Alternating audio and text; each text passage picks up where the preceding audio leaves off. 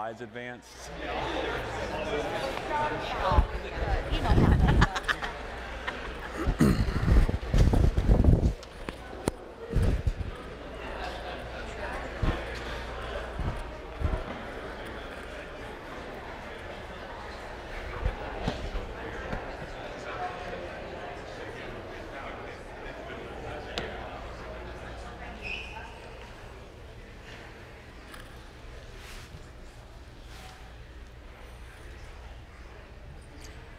A hush fell over the crowd, so I guess we have to start.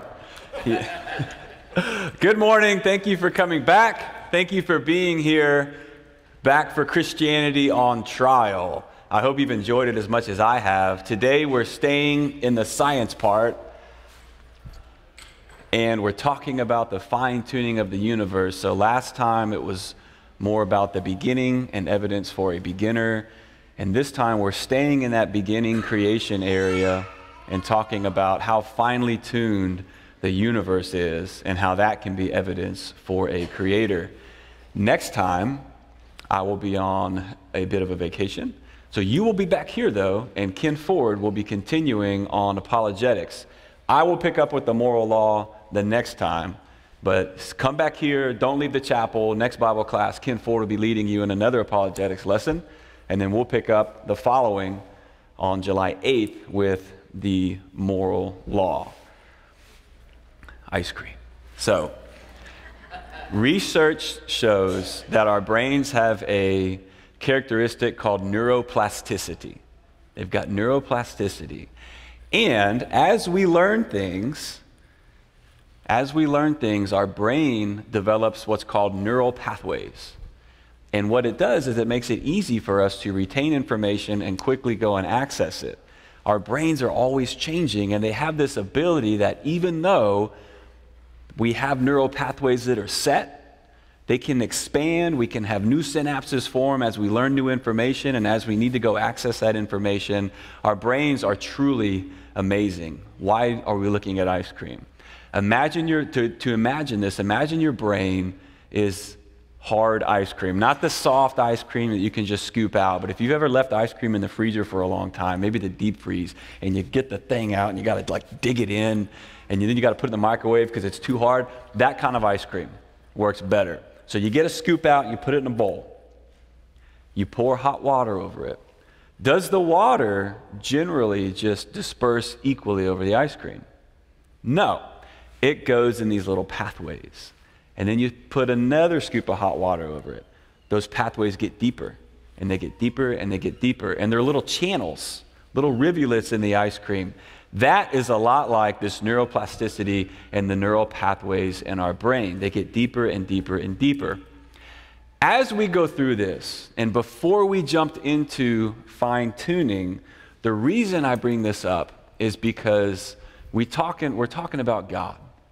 And we're talking about getting people to a God, getting people to the Christian God. We've got to define our terms. Any good lawyer will define the terms that we're working with. And as Bill Clinton famously said, it depends on what the definition of is. If you go back, it's actually a pretty legitimate issue that he had with the word. We've got to define our terms. So we've got to define God.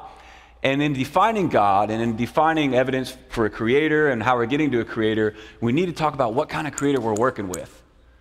What kind of creator are we working with? And that matters to us as Christians, and it matters to the atheist or the agnostic or the doubter so that they know what kind of God we're talking about as well. Remember that the end result of my case is that Christian theism provides the best explanation for the universe as we know it, for the fine-tuning, for the existence of human life, for creation, the existence of truth and morality, the existence of the Gospels, the spread of a fringe religion called Christianity, for the resurrection, for the problem of evil. Christianity provides comprehensive and complete answers to all of these issues, and no other worldview comes close. We've showed this slide every time. People are on all different parts of the spectrum. Some have no God, some have many gods, some are kind of spiritualistic and don't know really what's out there, but it's kind of something spiritual or polytheistic, pantheism. We talked about that in week 2. These classes get you over to evidence for a God, and then eventually we're going to end with evidence for the Christian God. But the point is, what kind of God are we talking about? Let's erase our whiteboards. I want to go through some incorrect views of God that we may have run into, that those who we're talking with may hold, and it's good to know if they hold them, and that we may have had at some point of our lives. First, God is not a morality cop. He's not our conscience. If he was our conscience, those of us with sensitive consciences would walk around constantly condemned, wouldn't we? We would walk around condemning ourselves day to day. It's heavenly to know that God is not our conscience. He is bigger than that. God is not a supersized earthly father. Many of those with no religion may think of him that way, and that's also dangerous. That scares the pants off of me as an imperfect earthly father.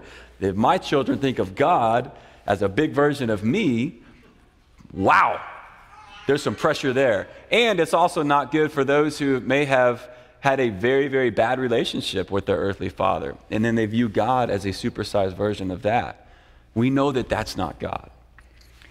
God is not the old man Santa in the sky.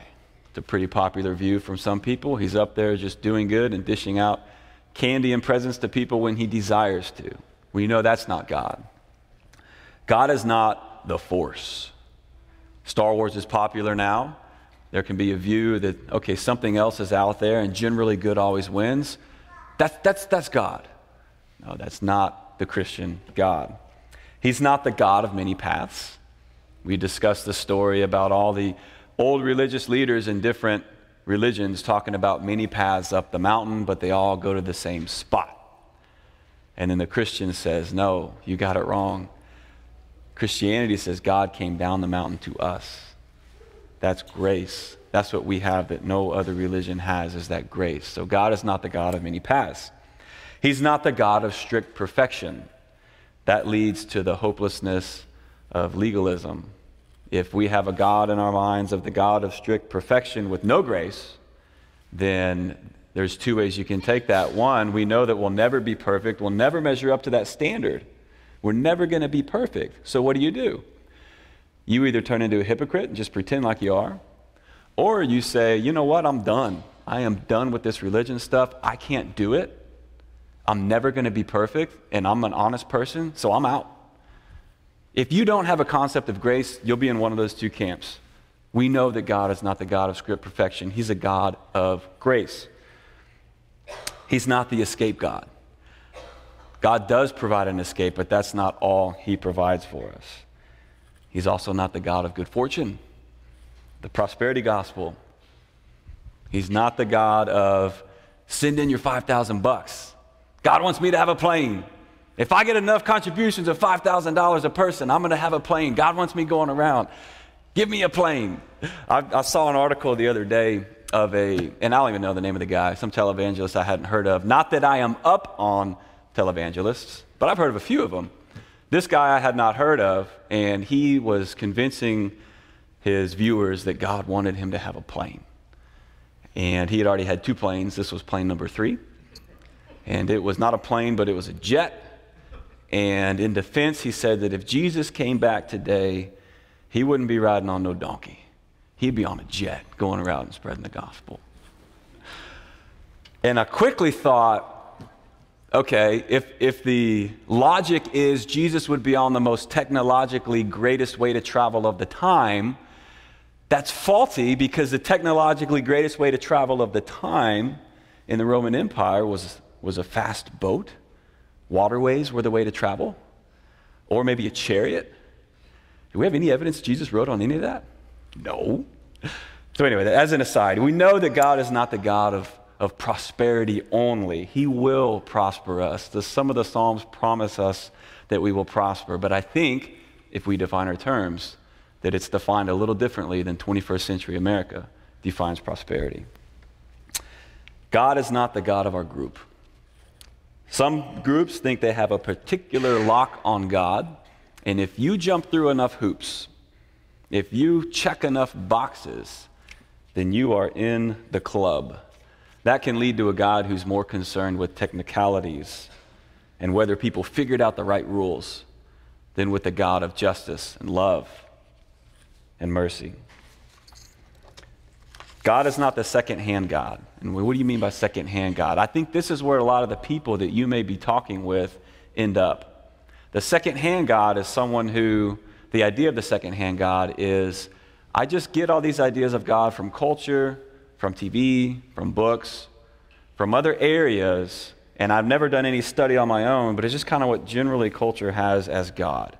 That's the second-hand God, and I think that's where many unchurched people may be. And just ask yourself this, does culture give us an accurate view of God? No. So we know that God is not the second-hand God of our culture. He's not a boring killjoy. This was fun when we talked about, when we had this in a smaller class, we talked, why is God not a killjoy? Well, God is a God of joy. He's also not the God for the elite, where only special people may get in. This is kind of like jumping through enough hoops. He's not the God of elite, where you got to have special knowledge, or you got to do some kind of special acts to get in. That hopefully kind of erases maybe our whiteboards, but really should erase the whiteboard of whoever we're sharing with and whoever we're talking with. I know since I'm speaking in a church that you guys have hopefully a pretty correct view of God, and there's always room for improvement. Anyone who thinks they have a lock on God may have a God that's too small. J.B. Phillips wrote a book called Your God is Too Small, I believe in the 50s. It's excellent. It talks about the greatness and the glory and the grandeur of God, and how the moment we think we start to get it, we probably have a God that's too small in our heads. So for us, hopefully that erases it, especially for those who you're talking to. It's good to know that those incorrect views of God are out there so that you're not talking past each other. And if you're sharing evidence or sharing things for the faith, you can be talking about the God you know, and they may have a conception of God that's different, and you're never going to meet if you don't define the terms that you're working with. Let's get into fine-tuning. Fine-tuning of the universe. Physicist Freeman Dyson said, the more I examine the universe, the details of its architecture, the more evidence I find that the universe, in some sense, must have known that we were coming. And then my man James Tour, nanoscientist at Rice University, says only a rookie who knows nothing about science would say that science takes away from faith. If you really study science, it will bring you closer to God. This is a quote from a person who, through his podcasts, brought me much closer to God. Teaches a Bible class, currently, still does every Sunday. You can find it on iTunes. And he's a chemistry professor at Rice. He deals with nanoscience. For those of you that may be in the 18 to 28-year-old range, that's kind of where his class is. And he speaks at a very good level for that age range. It's a very high level, but he's talking mainly to college and grad students. Really, really has some good things to say. But here is a very accomplished scientist with more publications than the vast majority of other scientists in his field, who says that science just brings me closer to God. Let's go to Psalm 8 if you have your Bibles.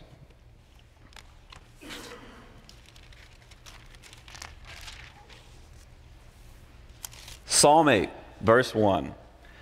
O Lord, our Lord, how majestic is your name in all the earth. You have set your glory above the heavens. Out of the mouth of babies and infants you have established strength because of your foes, to still the enemy and the avenger. When I look at your heavens, the work of your fingers, the moon and the stars which you have set in place, what is man that you are mindful of him, the Son of Man that you care for him? He talks about the work of the heavens, the work of your fingers, how majestic is your name in all the earth. I see the glory of God. Let's go to the next one. So in tying this into the fine-tuning of the universe, David's talking about the stars he can see. Imagine him sitting out there at night on a hill. There's zero light pollution because there's no big city next to him with a bunch of electronic lights drowning out the night sky. He is out there and he sees it clear as if you were just in the middle of nowhere, New Mexico, looking up at the sky. He's just in awe of the glory of God. At that time David wrote that, You could see with your naked eye, if you were going to look at the sky like David did, and you were going to count the stars, you could probably see about 3,000. You count them all up, about 3,000 stars with your naked eye. We know that our sun is a star.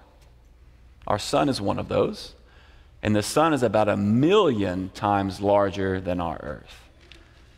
I sit with that fact for a while, it starts to hurt my head. This is a good little picture just to kind of conceptualize how big the sun may be. Now, the earth isn't that close to the sun, we'd be on fire. But you can see how big the sun is. It's 1,000,000 times larger than our earth. Huge. There are other stars out there that are millions times larger than our sun, that are gigantic. So we think the sun is the biggest thing we can imagine. The universe says, no, no, no. There are billions of other stars out there, much larger than our sun. So let's go back. Next one. So if we can sit in the night sky and count 3,000 stars, we know that some are as big as the sun, some are millions times larger than the sun.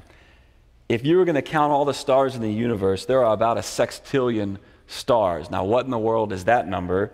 10 to the 23rd stars. So 10 with 23 zeros behind it. That's 10, 0, 0, 0, 0, 0, 0, 0, 0, 0, 0, 0, and on and on and on and on and on. There are that many stars. Now, we know that the sun is 93 million miles away. Almost hard to imagine. So this is the earth looking at the sun. Sun looks kind of close, but it's so big, it seems close. That thing is 93 million miles from our earth. 93 million miles away. We live in the Milky Way. Our solar system, our sun, our earth, all our planets are in the Milky Way. We got some kids in here, and they know what the Milky Way is, right? We live in the Milky Way. If you were going to travel at the speed of light, it would take you 100,000 years to cross from one end of the Milky Way to another. And we talked last time about the speed of light, the time it takes for light to travel. It seems instantaneous to us because we flip on a light, it's there. But light has a speed. Light has a speed, about 186,000 miles a second. 186,000 miles a second. So if I get in my car and I go 186,000 miles every second, it's going to take me 100,000 years to cross the Milky Way. Even as I say that, that's hard to grasp. Let's make it even harder. We looked at the sun. There are about 200 billion such suns in the Milky Way. 200 billion, not million, billion, 200 billion such suns in the Milky Way. Now, if you're like me, million and billion are kind of interchangeable. It's just, it's like, hey, I went outside and I'm telling my kids, I saw this ant pile. There's like 1 billion ants out there.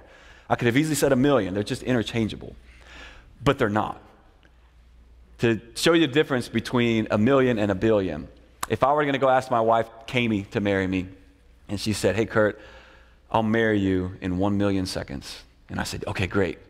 Okay, that's 13 days. Pretty good. Pretty good.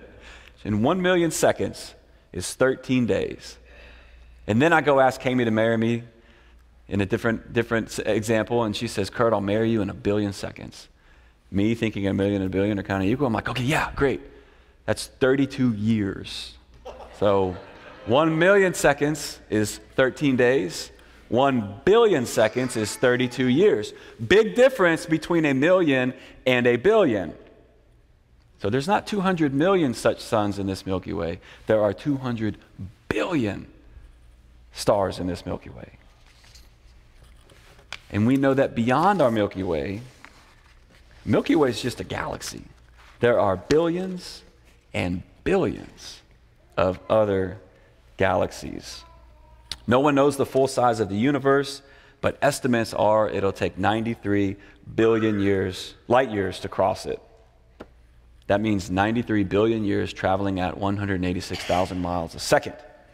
Now, that's big. Going big. Let's go small. So we kind of went big, talking about how big the universe is now, and it's complex. You can see that. Let's go small and look at how tiny things can get in our universe. Next one. If you were to think of the smallest particle that you can think of, if you're like me, you may say like a cell. And then if I had to think a little harder, if I was given a little more time, I'd probably maybe end up with an atom. And that's a good answer. Think of the smallest particle you can think of.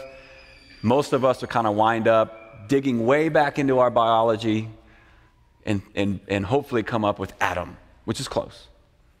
An atom. How small is an atom?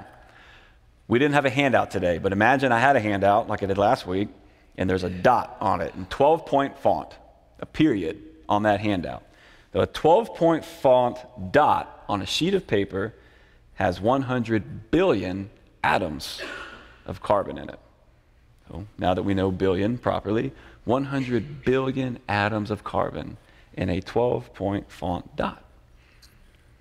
To see that atom with your naked eye, if you wanted to see an atom with your naked eye, you would have to take that dot and stretch it, that 12-point font dot, stretch it the size of a football field. And then you may be able to see the atom with your naked eye. But we know that the atom isn't the smallest thing. We can break it down further. An atom has a nucleus.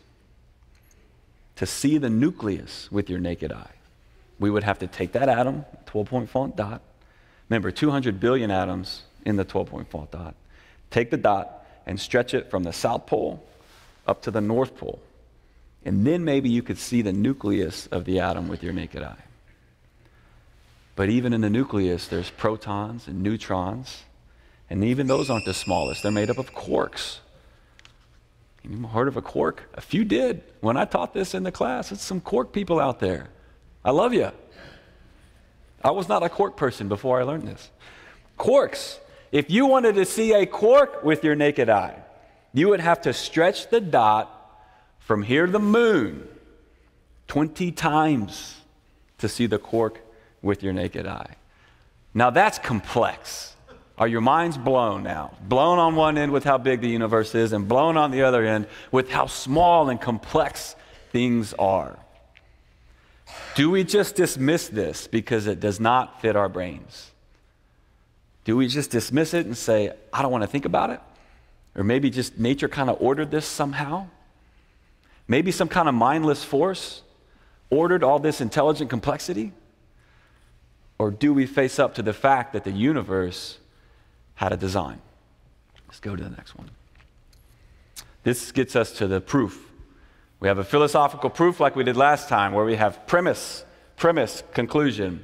If premise 1 is true and premise 2 is true, the conclusion must necessarily follow. So it really matters if our premises are true.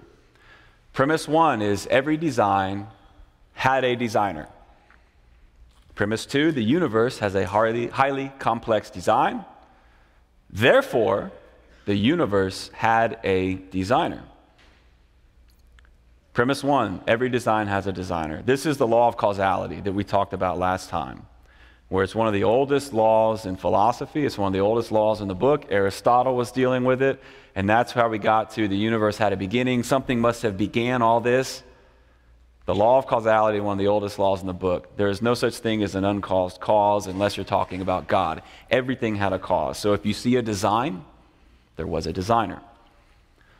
Premise 2, the universe has a highly complex design. This you may have just seen from the last 5 minutes as we talked about how big things go and how small things can get, that the universe has a highly complex design. But let's talk a little bit more proof. Next one. There are things called the constants of physics that give strength to the argument that the universe has a highly complex design. Number 1, the strength of gravity. It's called the gravitational constant. The strength of gravity is constant. If we were to change it by just a hair's breadth, then the universe would, as it began, would have just expanded so rapidly it fell apart because the strength of gravity was too loose. Or if we change it by a hair's breadth the other way, the universe would have expanded and then collapsed right back on itself because the strength of gravity was too tight. But gravity is at a constant at just the right frequency, if I may say. Gravity is just perfect to where our universe is held together And we know that it's expanding slowly. The evidence points that way. But our universe is held together by this constant strength of gravity. Electromagnetism is another one. That's the physical interaction that occurs between electrically charged particles. This is also constant, not changing. And if you alter it by a hair's breadth, life is impossible. Third, strong and weak nuclear forces, also constant. Also, if you alter them by just a hair's breadth, life is impossible. And fourth, the rate of expansion of the universe. This is called the cosmological constant.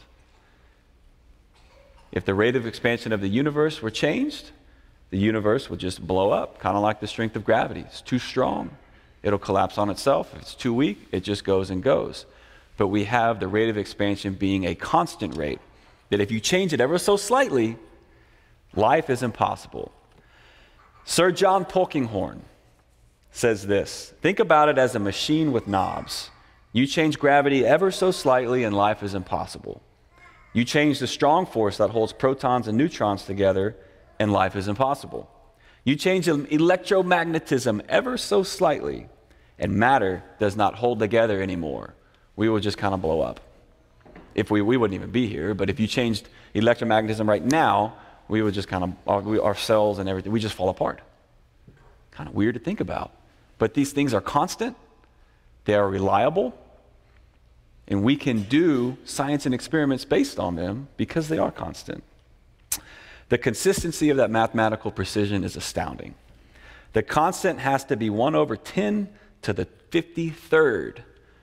So we said there was a sextillion stars in the sky. That's 1, 10 to the 23rd. The constant has to be within, much smaller than a hair's breadth, 10 to the 53rd. And if you're like me, and you tend to take the mentally lazy way out, those are about the same. There's just huge numbers. 10 to the 53rd. Long, long, long number. How do we conceptualize how thin that constant's got to be? What range does it have to hit? Conceptualize it with me like this. You took all of North America and you covered it in dimes.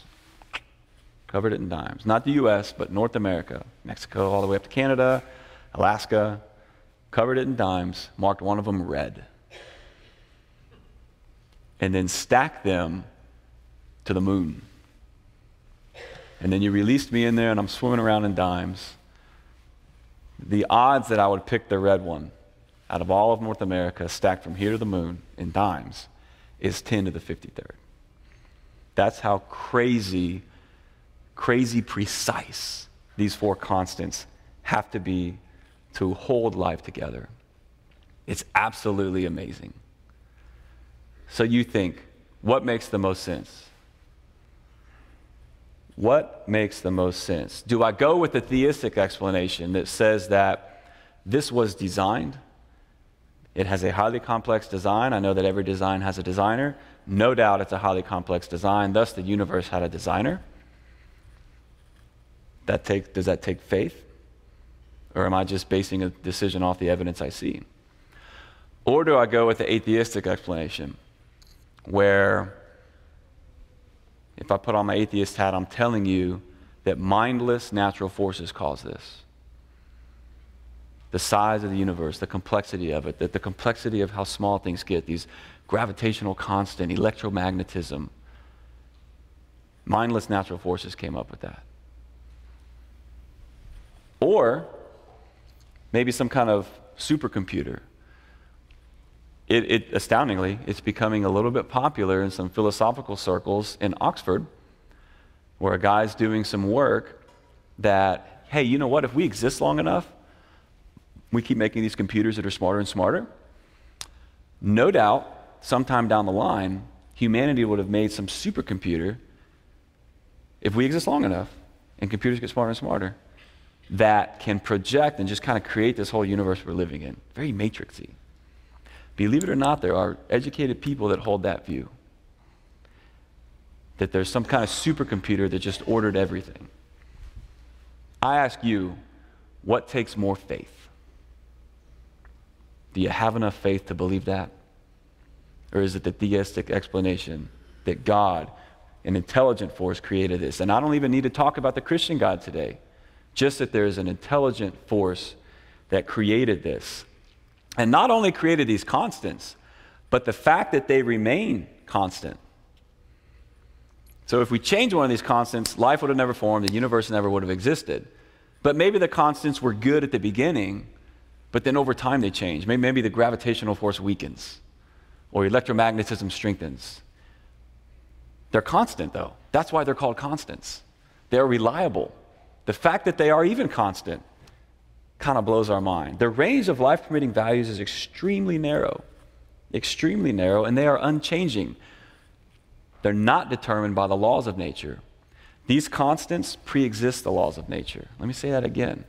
They're not determined by nature. They pre-exist the laws of nature. They are the laws of nature. The laws of nature rise and fall based on these constants. If we can do science at all, it's because we live in a reliable world. This was week 2 that we talked about on scientism, the 10 fallacies of scientism. Those who say that, well, if science doesn't prove it, I'm not going to believe it, and I believe in science, I don't believe in everything else. Well, to even do science, you have to presuppose a lot of things about the universe. You got to presuppose that there's such thing as the laws of logic. You got to presuppose the reliability of my senses, that they're reliable, they're not lying to me. You got to presuppose a lot of things. One of the things you got to presuppose are these constants, and that they stay constant, and they don't consistently change. Now, I said, what view takes more faith? And that's a funny way to put it. And there's a great book by Turek and Geisler called I Don't Have Enough Faith to Be an Atheist. They go through a lot of these, and they always end with, well, I don't have enough faith to be an atheist. And it's a good thing to say, but in order to make that statement, you got to think of how I'm defining faith. You're defining faith when I say, the atheistic view just takes a little bit more faith. If I'm going to believe in a supercomputer, which, by the way, who designed the supercomputer? And who designed the designer of the supercomputer? So you can't escape the problem of a designer, even if you believe in the whole supercomputer theory. And y'all are looking at me like I'm crazy. This is a real view. You can go look it up. Y'all are like, man, this guy's crazy. No, go look it up. It's a real view that current philosophers can hold, that some of them do at Oxford. Or nature. We're talking about faith. My faith is that nature ordered this on its own with zero intelligence. And I say, I don't have enough faith for that. I have faith in this theistic explanation. The way that faith is defined in our world today is unfortunate. Too often, faith is defined as kind of a leap in the dark. When most people say faith, what they mean is blind faith. Think about that. And sometimes when we use it, when people say faith, what they really mean is blind faith. Like, oh, you have faith. Yeah, I don't have your faith. Well, read the word blind in there. They're saying you have blind faith. That's not how we define it. Faith is not a leap in the dark. It's a rational response to the evidence we see. Faith is trust. I put my trust in God. Some evangelists will say, I don't use the word faith anymore because faith has been so polluted in our culture, the word doesn't even mean what it's supposed to mean. I use the word trust. Do you want to put your trust in God? Do you want to put your trust in Jesus? Who gets your trust? Does nature get your trust? Does Jesus get your trust? Because the word faith has been so corrupted. Faith is a rational response to God's self-revelation in the universe. That's what I believe faith is. There's no blind leaping here. God has put enough in the universe to where, as Romans 1 says, we are without excuse. Let's go to Romans 1. Paul spoke of this. 1:19, for what can be known about God is plain. He's talking about why is the wrath of God on the universe. He says, for what can be known about God is plain to them, because God has shown it to them. For his invisible attributes, namely his eternal power and divine nature, have been clearly perceived ever since the creation of the world and the things that have been made. So they are without excuse. For what can be known about God is plain to them because God has shown it to them. God has shown it to us. For his invisible attributes, that eternal power, the divine nature, have been clearly perceived ever since creation. in the things that have been made. God has shown it to us. We are without excuse, is what Paul says. And the more and the more and the more you study this, the more those words hold true. The more you see God, as James Tour, the nanoscientist, says. Science is really confirming his view of God because you see the complexity, you see the intelligence, you see the divinity behind that we are without excuse. And then he goes on. And as we've talked about the entire time, Paul really gets at, it's a heart thing. He says, so although they knew God, they knew this, their hearts were darkened. They became futile in their thinking, and their hearts were darkened. Claiming to be wise, they became fools and exchanged the glory of the immortal God for images resembling birds and animals and creeping things. But he goes on to say, hey, it's out there. Faith is a rational response to God's self-revelation in the universe. I don't need a blind leap in the dark. I've got evidence. I'm without excuse. I'm going to put my trust in God. Where will you put your trust? Will it be in the supercomputer theory? Will it be in the mindless forces of nature that just kind of ordered this? Give chance enough time and this may happen? Last time we talked about the principle of disorder. That given time and chance, intelligence doesn't happen. Given time and chance, we don't get Mount Rushmore. Given time and chance, we get the Grand Canyon, but we don't get a Mount Rushmore. Nature tends towards disorder, not order. So it's going to take you some faith. It's going to take you some of that blind faith to get to the fact that this is sort of some mindless nature that ordered this. Which view is more rational?